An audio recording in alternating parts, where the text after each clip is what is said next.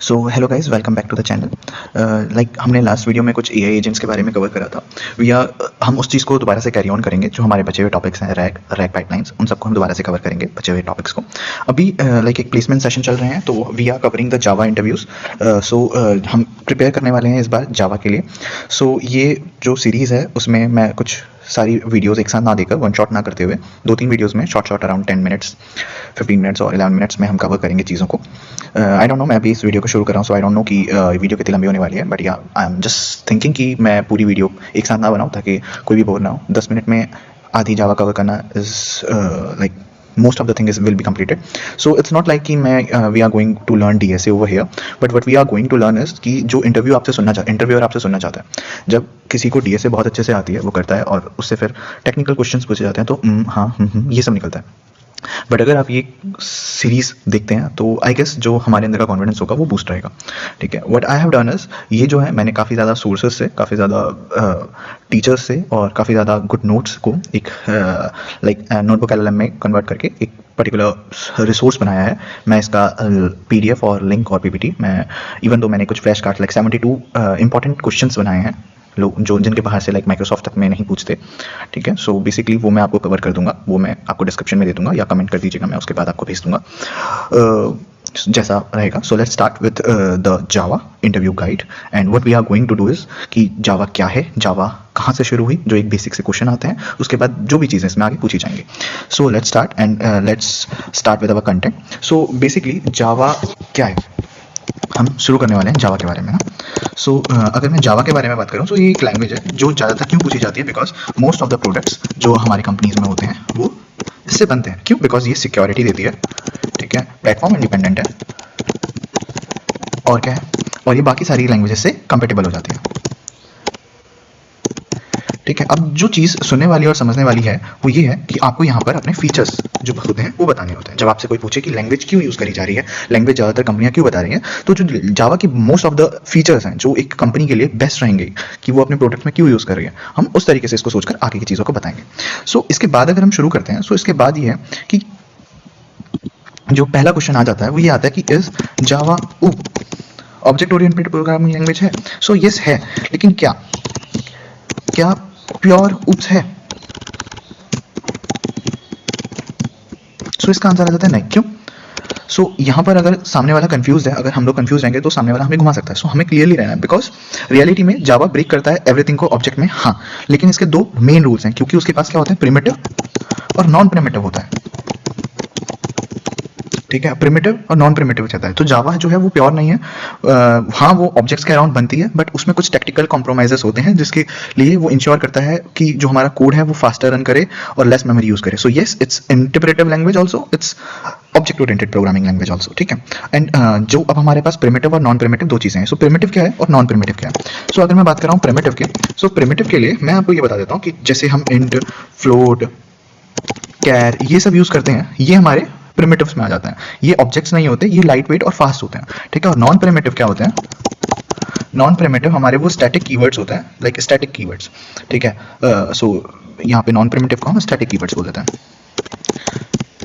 ठीक है, और हमारे पास एक और चीज होती है रैपर, ये मैं बोलना भूल गया, रैपर। ठीक है, द ब्रिज जिसे कहते हैं। अब नॉन प्रिमिटिव क्या होती है, ये जो ये स्टैटिक कीवर्ड्स हैं, ये स्टैटिक कीवर्ड्स और वेरिएबल्स वो होते हैं जो क्लास से ही बिलोंग करते हैं। लाइक हमने एक क्लास बता दी, उसके अंदर हमने डिफाइन कर दिया, वो क्लास का जो नाम हो गया उस तरीके से। ठीक है, और ब्रिज क्या होता है? Bridge, the bridge, that is the wrapper. Should I zoom it? ये इसका टेक्स्ट कहाँ से बड़ा होता है? इसका टेक्स्ट यहाँ से बड़ा होता है। आई गेस अच्छा दिखेगा। ठीक है, तो ब्रिज और रैपर। ओके, रैपर क्या होता है? ये वो क्लास, रैपर क्लासेस वो होती हैं जहाँ पे हमें एक प्रिमिटिव एक्स्ट्रा चाहिए होता है। फॉर एग्जांपल, अगर हम कुछ स्टोर कर रहे हैं कलेक्शन के अंदर, जावा हमें रैपर क्लासेस प्रोवाइड करता है, इंटीजर और फ्लोट। दो जो प्रोसेस है उसे ऑटो बॉक्सिंग कहते हैं, लेकिन जावा क्योंकि ऑटोमेटिकली रैप कर देता है एक प्रिमिटिव के अंदर चीज़ें। ठीक है, बट उसको हम अनबॉक्स भी कर सकते हैं। ठीक है, उससे क्या होता है कि हमारे पास प्रिमिटिव वाली की स्पीड आ जाती है। मैंने क्या बताया था, primitive we use because of speed and light weight, और वेट हमारा नॉन प्रिमिटिव यानी स्टैटिक वाले का आ जाता है। ठीक है, अब इसके बाद अगर हम चीज़ें आगे बढ़ते हैं, we will go with the execution environment. ठीक है, अब हम समझते हैं कि क्या होता है JDK, JRE, JVM ये सब। ठीक है, बिकॉज अगर हम आपने पढ़ा होगा कि जो जावा है वो क्या करता है, वो अपने सोर्स कोड को कन्वर्ट करता है बाइट कोड में।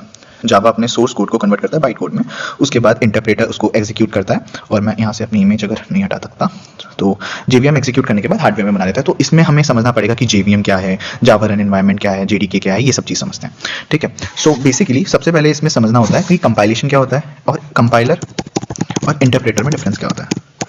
ठीक है, तो कंपाइलर जो होता है वो पूरा कोड एक बार में कंपाइल कर देता है, कंप्लीट करता है, और ये लाइन बाय लाइन करता है, ये जो इंटरप्रेटर होता है। ठीक है, बेसिक सी डिफरेंस हमें समझ में आ गया। ठीक है, हमारा जो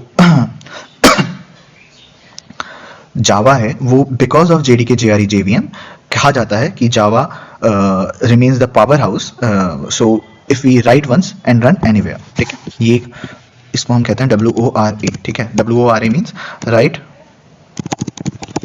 once run anywhere. So basically Java जो है वो हमारा प्लेटफॉर्म इंडिपेंडेंट है। ठीक है, अब हम समझते हैं कि क्या होता है कंपाइलेशन, जिसमें हमने जो जावा है वो क्या करता है with the help of, so basically जो हमारा सोर्स कोड है, जो हमने कोड लिख रखा है वो जावा फाइल से, वो कंपाइल होता है by the JDK, Java development kit उसे कंपाइल करती है, किस में कन्वर्ट करती है, उसको कन्वर्ट करती है बाइट कोड में। बाइट कोड के बाद क्या होता है, अब ये डॉट क्लास में कन्वर्ट हो जाता है। ठीक है, सो यहाँ पे मैं अगर लिख दूँ जस्ट फॉर योर अंडरस्टैंडिंग, मैं इस चीज़ को भेज भी दूंगा। ठीक है, तो जो हमारा सोर्स कोड है, डॉट सोर्स है, ये कन्वर्ट हो जाता है किस में, डॉट क्लास में। ठीक है, किसके थ्रू, जो डॉट सोर्स है वो जावा डेवलपमेंट किट के थ्रू डॉट क्लास में कन्वर्ट हो गया। एंड उसके बाद जो डॉट क्लास है ये हमारा क्या हो गया, प्लेटफॉर्म इंडिपेंडेंट। अब डॉट क्लास क्या है हमारा, बेसिकली बाइट कोड है। ठीक है, अब बाइट कोड के बाद क्या होता है, बाइट कोड के बाद ये जो होता है इंटरप्रेटर, जावा जेवीएम, जावा वर्चुअल मशीन, ये क्या करता है, जेवीएम ये वर्चुअल मशीन है, ये लाइन बाय लाइन हमारे कोड को एग्जीक्यूट करता है। ठीक है, अब इसके बाद हमारे पास आते हैं फीचर्स। जावा के क्या क्या फीचर्स है, क्या यहाँ पे स्पेस है, यहाँ पे स्पेस नहीं है, सो क्या मैं यहाँ पे स्पेस बना सकता हूँ, नहीं बना सकता। ओके, सो जावा के क्या क्या फीचर्स हैं। ठीक है, अब हम कुछ फीचर्स जावा के पढ़ते हैं। बाइट कोड पढ़ लिया, जेडीके पढ़ लिया, जेआरई पढ़ लिया। So JRE is the Java run time environment, JDK is the basically is a tool to create apps, and JRE is the Java run time environment, जिसमें लाइब्रेरीज और JVM needed जो भी चीज़ें होती हैं रन करने के लिए कोड के लिए वो होती हैं। जेवीएम क्या होता है, एग्जीक्यूट करता है बाइट कोड को मैनेज सिस्टम में। अब इसके फीचर्स क्या क्या हैं, सिंप्लिसिटी होती है। ठीक है, इसमें पोर्टेबिलिटी होती है। आई डोंट थिंक सो कि ये चीज़ें एक्सप्लेन करने लायक हैं, बट स्टिल जो सिंप्लिसिटी है ये इसका मतलब होता है कि स्ट्रेट फॉरवर्ड सिंटेक्स है, कोई कॉम्प्लेक्स सा कोई पॉइंटर बनाकर या कुछ कुछ करके नहीं करना होता, it's very easy and it's straight forward. And इसके अलावा पोर्टेबिलिटी की, हम जेवीएम में बाइट कोड में कन्वर्ट हो रहा है तो हम कुछ भी कर सकते हैं। इसके अलावा मल्टी थ्रेडिंग होती है इसमें। Multithreading means multiple task can be operated by this particular Java, एक साथ बहुत सारी कर सकता है। That's why the companies prefer to use Java. इसके अलावा एफिशिएंसी, एफिशिएंट। ठीक है, और एफिशिएंट के अलावा लाइक वाइल इंटरप्रेटिंग, जो जेआईटी होता है, जस्ट इन टाइम होता है, कंपाइलेशन और एंड बाइट कोड का, ये सब एक एफिशिएंट प्रोसेस है। ऐसा नहीं कि कुछ चीज़ रह गई कुछ चीज़ नहीं रह गई। सिक्योरिटी के लिए हमारा जावा जाना जाता है। ठीक है, अब हम जावा स्ट्रिंग पूल के बारे में बात करते हैं।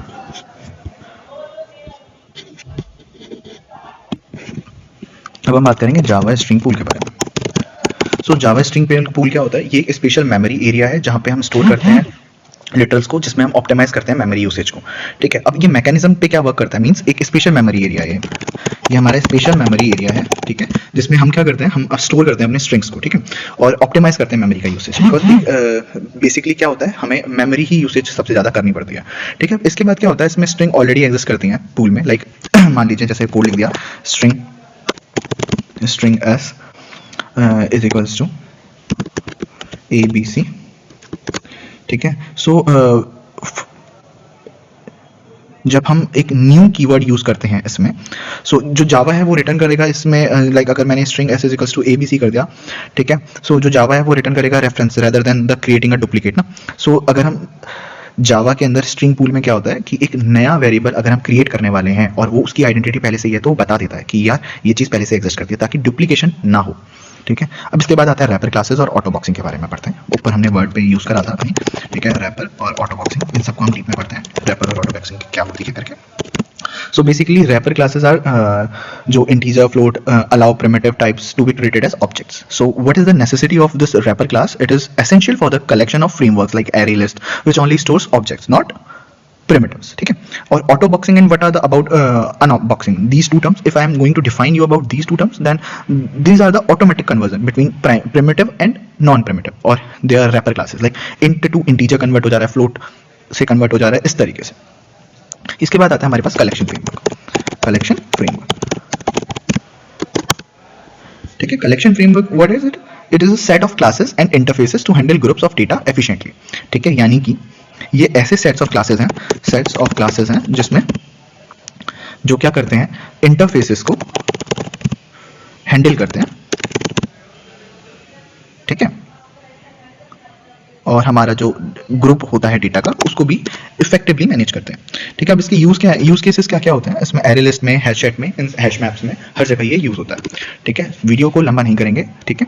इसलिए इस चीज के बाद हम लोग इन फ्यूचर क्या क्या समझेंगे, हम कंस्ट्रक्टर समझेंगे, हम स्टैटिक और इंस्टेंसेस मेथड समझेंगे, ठीक है. हम स्ट्रिंग मैनिपुलेशन समझेंगे, एब्स्ट्रैक्ट क्लासेस समझेंगे, पॉलीमॉर्फिज्म समझेंगे, और उसके बाद हम एक्सेप्शन हैंडलिंग समझेंगे, थ्रेड लाइफ साइकिल समझेंगे. तो मे बी लाइक जो इसके टॉपिक्स अभी बचे हुए हैं उसमें से we have covered around 10 to 12 topics, 10 to 12 topics we have covered, and other I guess 30 or 25 topics are remaining. So in the next couple videos we will be covering all those particular topics.